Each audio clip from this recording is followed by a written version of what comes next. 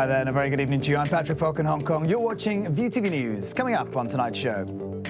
Number of fatalities reported after huge fire engulfs block of flats in London, trapping residents inside.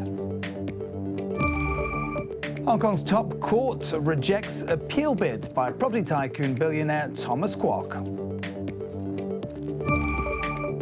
And government hits back at claims it's drowning out voices of Hong Kongers by allowing a pro-Beijing group to use Victoria Park on July 1st. All right, we begin with a developing story out of London. A number of fatalities are being reported after a huge blaze raged through a 27-story block of flats, injuring more than 50 and trapping residents who were sleeping inside the building. Greg Mackay reports. Right. Can you please move back, everybody? Anybody who is speaking to the building, they need to ring 999. Chaos at a West London apartment block as a raging fire tears through the 27-story building, potentially trapping residents inside a towering inferno. 200 firefighters and more than 20 ambulance crews have been rushed to battle the blaze, which broke out in the early hours of Wednesday. Quick, guys! Quick, guys! Heavy smoke and flames still visible as the sun came up. Reuters' Toby Melville is on the scene. The water hoses going up to the bottom levels of the building. Police helicopters circling overhead. Huge plumes of smoke. The building itself must be 50 to 100 metres high, and it appears to be the whole building that is still in flames. Fear is the building that is full of people that were presumably asleep at the time, so rather than a warehouse fire or something like that. Some residents lucky enough to make it out have been speaking about the horror they witnessed. Obviously people were still sleeping on the higher floors, so they didn't have a clue what was going on. I'm not even sure if half of them got out, to be honest with you. There was kids at the window, there was people flashing their phone lights for help, but the fire brigade couldn't get upstairs. Police say a number of people have been injured. So far, there's no clear sign of what started the blaze. And for more details on the blaze, let's turn now to our correspondent in the British capital, Angeline Ong. Just incredible scenes here in London overnight as fire crews battled to put out this massive blaze. Now, this was a huge operation, around 40 fire engines and 200 firefighters rushing to try and help those stuck inside the building. Now, what we know so far is that this fire broke out in an apartment block in West London. It's a 24-story building, and we've been told this morning that there are likely to be a number of fatalities, but we haven't had any number confirmed yet, and many people are still unaccounted for. Authorities say that around 50 people have been taken to hospital. There's reportedly around up to 600 people who live in this tower block in 130 apartments. Witnesses have said they've heard a lot of screaming and cries for help, and there are reports that no fire alarm was sounded.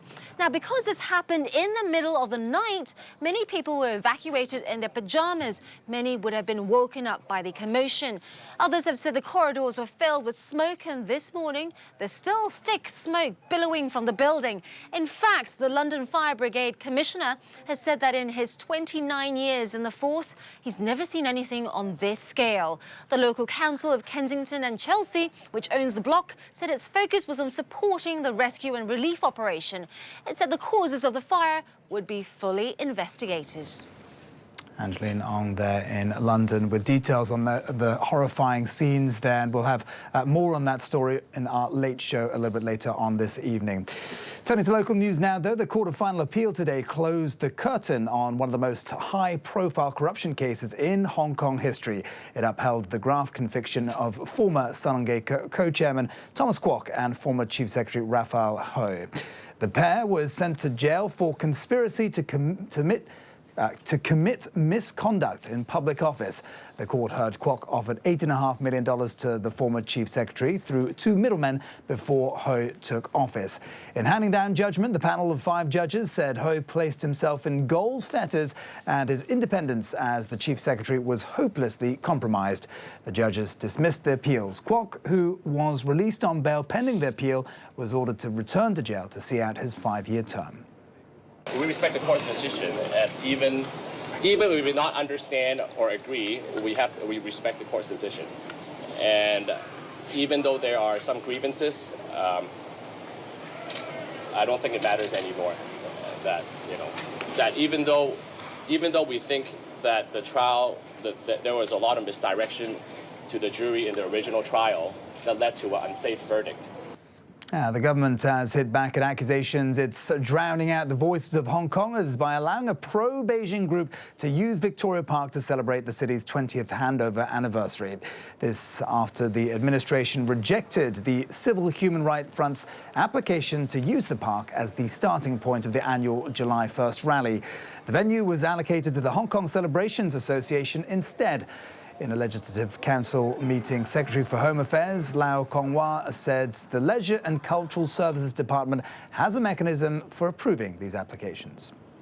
A number of organizations submitted applications to use the venue 3 months ago. In sorting out these applications, priority was given to charities who have applied.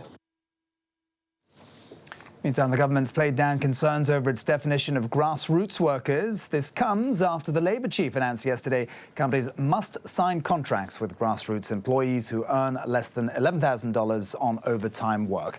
Chief Secretary Matthew Cheung said today the salary level could be adjusted as the law isn't expected to be implemented until 2020.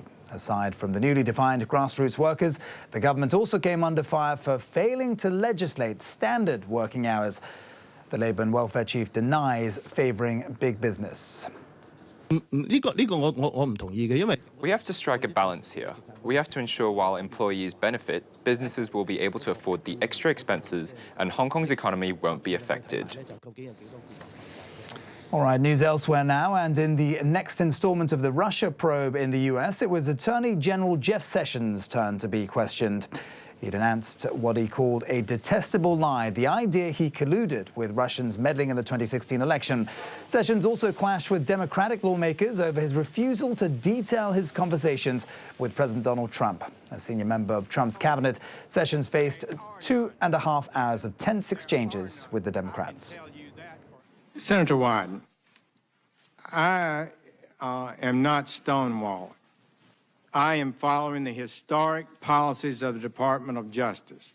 You don't walk into any hearing or committee meeting and reveal confidential communications with the President of the United States, who's entitled to receive confidential communications in your best judgment about a host of issues, and have to be accused of stonewalling for not answering them. So I would push back on that. Second.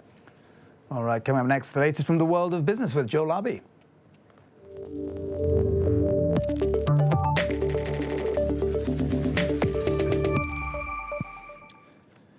Good evening. Plenty of caution sweeping across Hong Kong's market as investors sweat on the US Federal Reserve's interest rate decision. The Hang Seng Index virtually flat, closing at 25,875. A big reason for this is that whatever the Fed does, you can expect Hong Kong's monetary authority to do the same. Tech stocks continue to bounce back from the nightmare on Wall Street, with the sector adding about 1% today. Now, China's economy is proving its resilience. Industrial output grew 6.5% in May, which is actually better than expected. Analysts polled by Reuters were predicting the sector to drop back slightly from April's figures. More shoppers are spending up as well, with retail sales up 10.7% on last May. But fixed asset investment came in below forecasts, up 8.6% for the first 5 months of the year. China has cut its economic growth targets to about 6.5% this year, giving policymakers more room to push through harsh reforms. Now to the curious case of Chinese insurance giant Anbang and the whereabouts of its chairman. The company says Wu Xinghai had stepped aside for personal reasons, but won't confirm whether that's because he's in trouble with the government. Samantha Vadas explains. The whereabouts of a high-profile Chinese businessman fueling speculation on Wednesday after Anbang Insurance Group said its chairman, Wu Xiaohui, was no longer able to fulfill his duties. It comes just a week after reports suggested Wu had been barred from leaving the country, although the company's vague message says he's stepped aside for personal reasons. Hours earlier, Chinese magazine Caijing published a story saying Wu had been taken away for investigation, but that story was removed shortly after it was posted online. Wu is politically connected in China and also has ties to Wall Street and has been linked to a property deal involving Donald Trump's son-in-law, Jared Kushner. His company only opened its doors in 2004, but manages almost $250 billion worth of assets and has become known for its aggressive overseas buying sprees, which include New York's Waldorf Astoria Hotel. But it hasn't all been smooth sailing. Anbang has recently failed to close on a handful of investments and is facing criticism over its opaque structure. Speculation over Wu's well-being comes as Chinese business circles are already on edge after the mysterious disappearance of a China-born billionaire earlier this year. Calls to Wu's personal phone have gone unanswered. Now, when it comes to timing, it seems Uber's couldn't get any worse. One of its directors has quit over a sexist remark blurted out at a meeting to discuss the company's dwindling reputation. Grace Lee has the story. Uber announcing director David Bonderman's resignation on Tuesday after a comment he made about women at a staff meeting kicked up a storm of controversy. Board members, including Ariana Huffington, had gathered to discuss how the company would fix its image after a recent probe into sexual harassment. But while Huffington was talking about the importance of adding women to the board, Bonderman chipped in by saying that would only result in a lot more talking. News of his departure comes as Uber founder and CEO Travis Kalanick confirms he's also leaving temporarily as the company tries to claw its way back from a series of scandals. He says he needs time to grieve for his recently deceased mother and work on his leadership skills. It comes just after the company released recommendations from an investigation into its culture and practices, led by former U.S. Attorney General Eric Holder. The inquiry calls for reducing Kalanick's sweeping authority and bringing in more controls over company spending, human resources, and the behavior of managers. Turning to the diplomatic crisis.